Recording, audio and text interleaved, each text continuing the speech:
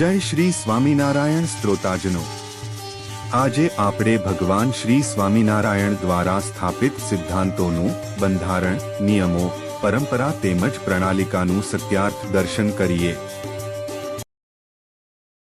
શ્રી સ્વામિનારાયણ ભગવાનના સર્વે આશ્રિતજનો સૌને અમારા સત્ય સિદ્ધાંત સમિતિ વતી ભાવથી જય સ્વામિનારાયણ. આપણે ગયા વિડીયોની અંદર સત્ય સિદ્ધાંત સમિતિના જે 26 સંકલ્પો રજૂ કર્યા છે તે પૈકીના પહેલો અને બીજો એ સંકલ્પનું વિવરણ ગત વિડીયોની અંદર આપની સમક્ષ રજૂ કરેલ છે. આ વખતે આ વિડીયોમાં સંકલ્પ નંબર 3 સત્ય સિદ્ધાંત સમિતિએ 2026ની સાલને અનુલક્ષીને હરિભક્તો જે આમાં જોડાય એને આ સંકલ્પો આત્મસાત કરે એ માટે 26 સંકલ્પો રજૂ કર્યા છે. અને આપણો ઉપક્રમ એવો છે કે દરેક વિડીયોની અંદર આ દરેક સંકલ્પોને આપણે સમયને અનુકૂળતા પ્રમાણે એનું વિવરણ આપને સૌ સમક્ષ રજૂ કરીએ, જેથી કરીને આપને ખ્યાલ આવે કે સત્ય સિદ્ધાંત સમિતિ શું કરવા માગે છે, શું એના ઉદ્દેશ્ય છે અને શું એનું લક્ષ્ય છે એ સૌ હરિભક્તોને ખ્યાલમાં આવે. એટલા માટે તો આજે વિશેષ વાત ન કરતા આજે ત્રીજો સંકલ્પ જે છે તે આપની સમક્ષ રજૂ કરવામાં આવે છે. સંકલ્પ નંબર 3 છે શાસ્ત્રોક્ત લક્ષણોથી સંત અને અસંતને ઓળખીશ. શાસ્ત્રોક્ત લક્ષણોથી સંત અને અસંતને ઓળખીશ. સંતનો સર્વ પ્રકારે આદર કરીશ, અસંત પ્રત્યે દુર્લક્ષ સેવીશ. આ ત્રીજો સંકલ્પ છે એને આપણે સમયની અનુકૂળતા પ્રમાણે થોડુંક આપણે સમજીએ. આમ તો આપ સૌ જાણીએ છીએ કે દરેક વેદ, પુરાણ, શાસ્ત્રો, ભાગવત આદિ પુરાણ, રામાયણ, મહાભારત, ટૂંકમાં દરેક ધર્મ ગ્રંથો છે, વેદો ઉપનિષદો છે, એ બધાની અંદર ભગવાન અને ભગવાનના ભક્ત, સંતના મહિમા અને એના લક્ષણો બહુ વિસ્તારપૂર્વક વર્ણવવામાં આવેલા છે. માટે આ જે સંકલ્પ છે એનું ફિલ્ડ બહુ મોટું છે. સંતોનો મહિમા શું છે, સંતોનું લક્ષણો શું છે એ આપણે જાણીએ તો ઘણું બધું મોટું છે. પણ આપણે થોડીક એમાં ટૂંકાણની અંદર વાત કરીએ તો બીજા શાસ્ત્રોનો રેફરન્સ ન આપતા ખાસ કરીને આપણું જે વચનામૃત છે, જે સ્વામિનારાયણ ભગવાનની પરાવાણી છે, એમાંથી આજે પ્રથમ હું આપની સમક્ષ સંતોનો શું મહિમા છે એની હું વાત કરીશ. અને ત્યાર પછીના બીજા વિડીયોની અંદર સંતોના લક્ષણો એટલે કોને સંત ગણવા અને કોને અસંત ગણવા. માત્ર વેશ પરિધાન કરવાથી સંતપણું આવતું નથી. વેશ હોય પણ સાથે વર્તન ન હોય તો વેશનો કોઈ અર્થ રહેતો નથી. આપણે ત્યાં ગાયની કિંમત છે કારણ કે ગાયમાં ગુણો છે. ગધેડામાં ગુણો નથી તો એની કોઈ કિંમત નથી. ઓઇલમાં ગુણ છે તો એની કિંમત છે, કાગડામાં ગુણ નથી તો એની કિંમત છે. ગુણે કરીને મહાનતા છે. અને એમ સંતની પણ એ લક્ષણે કરીને જેને ભગવાન સિવાય બીજી કોઈ કામના ન હોય, સંસારિક આદિક પદાર્થની કોઈ કામના ન હોય ને ભગવાનની જ કામના હોય, એને ખરેખર સંત કહેવાય. તો આજે હું આપની સમક્ષ કેટલાક વચનામૃતના રેફરન્સ આપણી સમક્ષ રજૂ કરીશ. અને વચનામૃતની અંદર મહારાજે પોતે સંતોનો શું મહિમા કીધો છે એ સૌ પ્રથમ હું આપણી સમક્ષ રજૂ કરું છું. તો સૌ પ્રથમ હું તમને ગરડા મધ્યના 21મા વચનામૃત વાત કરું તો એમાં શ્રીજી મહારાજ બોલ્યા છે કે સર્વશાસ્ત્રમાં ભગવાનના અથવા ભગવાનના સંતના ચરિત્રો છે. મેં પહેલાં જ વાત કરી કે બધા જ શાસ્ત્રો ભગવાનના અને સંતોના મહિમાથી ભરપૂર છે. અને એને ધાર્મિક શાસ્ત્ર કહેવાય, એને ધર્મગ્રંથ કહેવાય.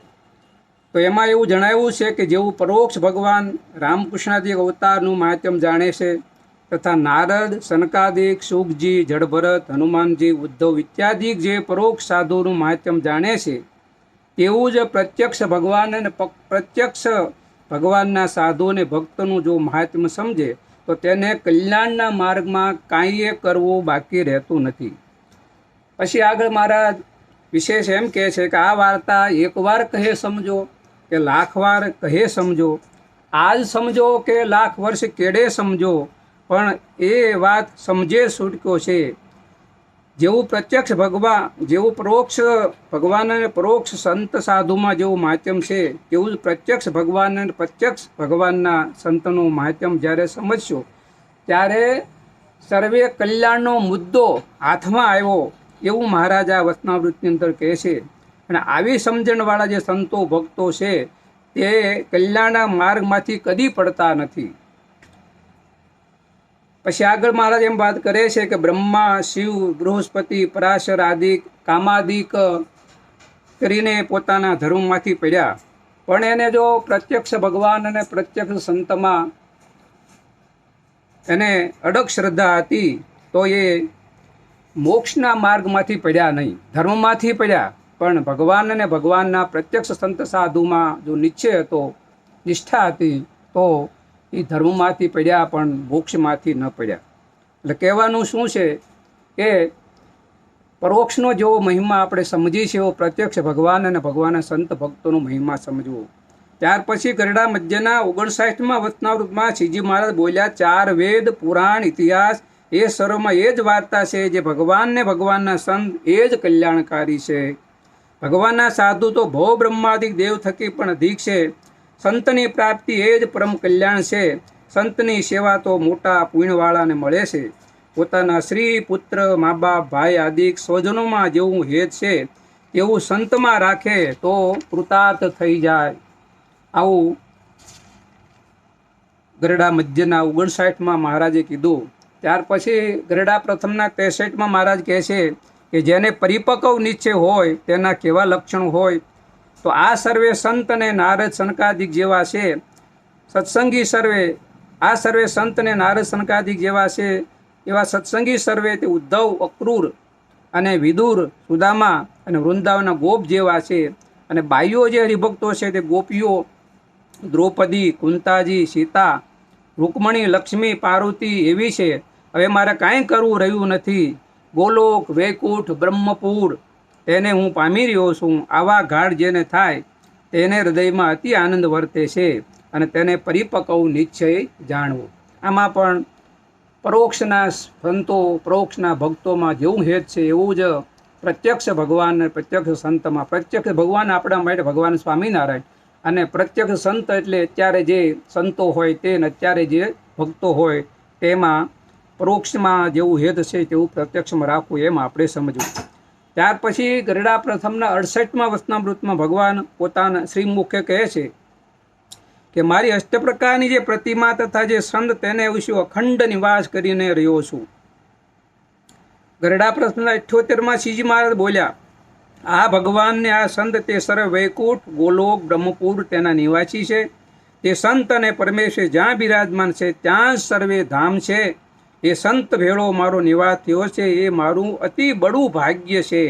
એવી રીતે સમજે તો આઠે પહોર આશ્ચર્ય સરખું રહે અને આઠે પહોર આનંદના સમુદ્રમાં ઝીલતો રહે. પ્રથમના 44માં મહારાજે કહ્યું સાધુ ગુણયુક્ત એવા જે સાધુ ગુણયુક્ત એવા જે સાધુ તેને ને પુરુષોત્તમ નારાયણને કાંઈ શેટું રહેતું નથી. સારંગપુર 7માં મહારાજ બોલ્યા, ભગવાનના એકાંતિક સાધુ જ્યાં રહેતા હોય ત્યાં નૈમિષારણ્ય ચિત્ર જાણવું, જ્યાં 10 ઇન્દ્રિયો અને મનની ધારા ઘસાઈને બુઠ્ઠી થઈ જાય, અર્થાત ઇન્દ્રિયોની વૃત્તિ વિષયમાં પ્રવૃત્તિ ન શકે, એવું સંતના સમાગમરૂપી નૈમિષારણ્ય ક્ષેત્ર જ્યાં દેખાય ત્યાં કલ્યાણને ઈચ્છવું અને ત્યાં અતિ દૃઢ મન કરીને રહેવું. વડતાલના 10મામાં શ્રીજી મહારાજે કહ્યું, ભગવાન જ્યારે પૃથ્વી ઉપર પ્રત્યક્ષ ન હોય ત્યારે તે ભગવાનને મળેલા 30 લક્ષણયુક્ત એવા સાધુ. આ 30 લક્ષણો એ પ્રથમના 77માં શ્રીમદ ભાગવતના 10મ સ્કંદમાંથી લીધા છે. તે પ્રથમના 77ની અંદર 30 લક્ષણો બતાવ્યા છે. એવા 30 લક્ષણયુક્ત એવા જે સાધુ એનો આશ્રય કરવો તો તે થકી પણ જીવનું કલ્યાણ થાય છે.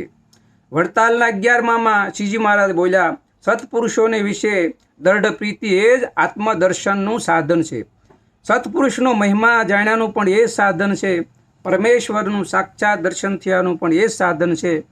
વડતાલના 4માં શ્રીજી મહારાજ બોલ્યા છે, 30 લક્ષણયુક્ત એવા જે સંત તેનો જે સંગ તે મન કર્મ વચને કરીને રાખે તો જેટલા કલ્યાણને તે સાધન છે તે સર્વે સાધન તેના સંગમાં આવી જાય છે. પ્રથમના 77માં શ્રીમદ ભાગવત એકાદશ સ્કંધમાં સંતના 30 લક્ષણો બતાવ્યા છે. તે પણ આ વચનામૃતમાંથી આપણે જોઈ શકીએ છીએ. વડતાલમાં 5માં પછી શ્રીજી મહારાજ બોલ્યા, ભગવાન અને ઉત્તમ લક્ષણો જે સંત તેની અતિ પ્રેમે કરીને સરખી સેવા જે કરે તો તે કનિષ્ઠ ભક્ત હોય તે 2 જન્મે અથવા 4 જન્મે તથા 10 જન્મે કરી ઉત્તમ ભક્ત જેવો થનારો હોય તે આ જન્મે જ ઉત્તમ ભક્ત થાય એવું ભગવાન અને ભગવાનના ભક્ત તેની સરખી સેવા કર્યાનું ફળ છે. ગરડા અંત્યના 26માં શ્રીજી મહારાજે વાર્તા કરી છે. ભગવાનની પેઠે સેવા કરવા એવા સંત કેવા હોય તેના લક્ષણો બતાવ્યા છે કે ઇન્દ્રિયો, અંતઃકરણ, માયાના ગુણ તેની ક્રિયાને દાબીને વર્તે પણ તેનાથી ક્રિયાને પોતે દબાય નહીં. બીજું, ભગવાન સંબંધી જ ક્રિયા કરે. ત્રીજું, પંચવર્તમાનમાં દૃઢ રહે, પોતાને બ્રહ્મરૂપ માને અને પુરુષોત્તમ ભગવાનની ઉપાસના કરે. આવા સંત તેને પુરુષ જેવા ન જાણવા, આવા સંત તેને મનુષ્ય જેવા ન જાણવા, દેવ જેવા ન જાણવા. કેમ જે એવી ક્રિયા દેવ મનુષ્યને વિશે હોય નહીં એવા જે સંત તે મનુષ્ય છે તો પણ ભગવાનની પેઠે સેવા કરવા યોગ્ય છે. માટે કલ્યાણના ખપવાળા પુરુષે આવા સંતની સેવા કરવી. સાધુ ગુણયુક્ત જે બાઈ હોય તેની બાઈઓએ સેવા કરી. સંતોના પંચવર્તમાન ભક્ત ચિંતામણીના પ્રથમના 106 થી 110માં નિષ્કામ, નિર્લોભ, નિસ્વાર્થ, નિસ્નેહ, નિર્માણ તેના દોષો અને એના જીતવાના ઉપાયો બતાવ્યા છે. ભક્ત ચિંતામણી પ્રકરણ 2 જેમાં સદગુરુ વૈરાગ્ય મૂર્તિ નિષ્કુળાનંદ સ્વામીએ સંતોના મહિમા લક્ષણોનું વર્ણન કરતા સ્તુતિ કરે છે. સંત કૃપાએ સુખ ઉપજે, સંત કૃપાથી સરે કામ, સંત કૃપાથી પામીએ પૂર્ણ પુરુષોત્તમ ધામ. સંત સેવા તેને સર્વે સેવા, શ્રી હરિ ભગવાન, ઋષિ મુનિ સેવા દેવતા, જેણે સંત કર્યા રાજી મન. એવા સંત શિરોમણી ઘણી ઘણી શીખું વાત, તેવું નથી ત્રિલોકમાં સંત સમતુલ્ય સાક્ષાત. કામદોધાને કલ્પતરો પારસ ચિંતામણી ચાર, સંત સમાન એકે નહીં મેં મનમાં કર્યો વિચાર. એવા સંત તે સદા શુભમતે, જગત દોષ નહીં જે મારતે, સૌને આપે હિત ઉપદેશ, એવા સંતને નામું શીશ. સંતના શુભ લક્ષણોમાં બતાવ્યા છે એવા સંતને હું નામું શીશ, જેમાં અભિમાન, અહંકાર, કામ, ક્રોધ, લોભ નથી, ઇન્દ્રિયજીત છે, નિર્ભય છે, બ્રહ્મવેતા છે, ક્ષમાવાન છે, સરળ છે, સત્યવાદી, જ્ઞાનવાન, શીલવાન, શમ, દમ, ક્ષમા, સંતોષ ઇત્યાદિ ગુણો જેનામાં છે એવા સંતને હું નામું શીશ. આ આખા પ્રકરણમાં સંતોના લક્ષણો અને ગુણોનું વર્ણન છે. તમે પણ અભિયાનમાં જોડાવા માંગતા હોય તો નીચે આપેલા નંબર પર નામ, ગામનું નામ અને ફોન નંબર લખી વોટ્સએપ કરો તથા ચેનલ સબસ્ક્રાઇબ કરી કોમેન્ટ સેક્શનમાં જય સ્વામિનારાયણ લખો.